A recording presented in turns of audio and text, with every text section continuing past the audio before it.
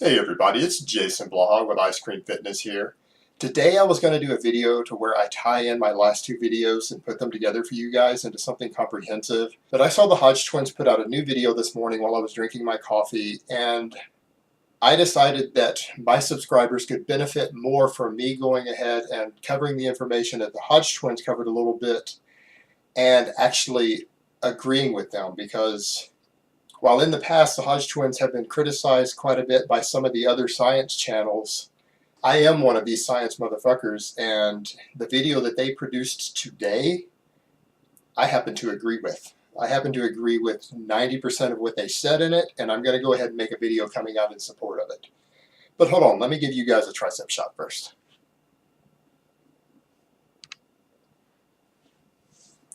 Okay, on to the topic of training frequency and training to failure and muscle soreness.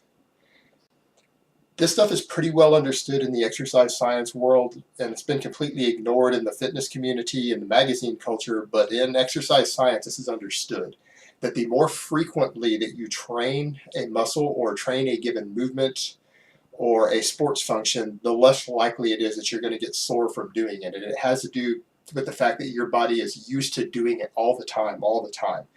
And by doing so, you condition your body to just adapt to doing it, and therefore you don't get sore. Getting sore is a result of doing something that you haven't done very recently, either some sort of movement, some body part, or some training style that you haven't done with any degree of regularity.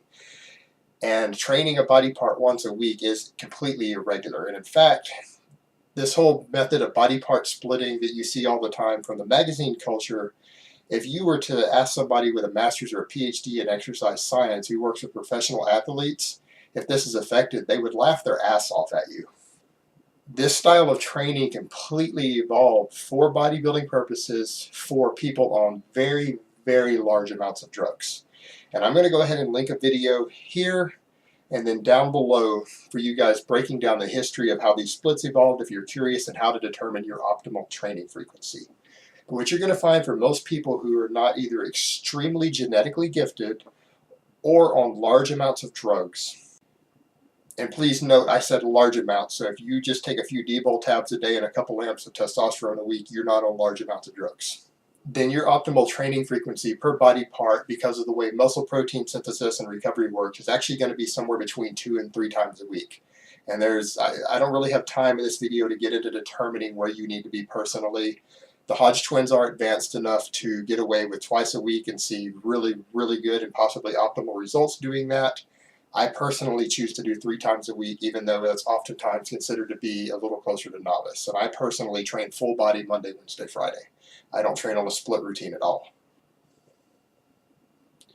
And the same thing goes with the training to failure. When you're training to failure, as I've also covered before, you not only reduce the amount of workload you're able to do in a given session because of metabolic fatigue and things building up too early in your training, which again in turn leads to less muscle growth.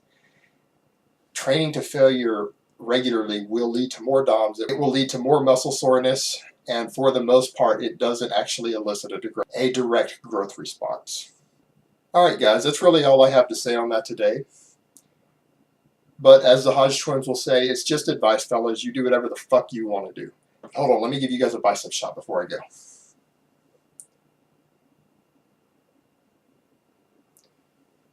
And I'll talk to you next time.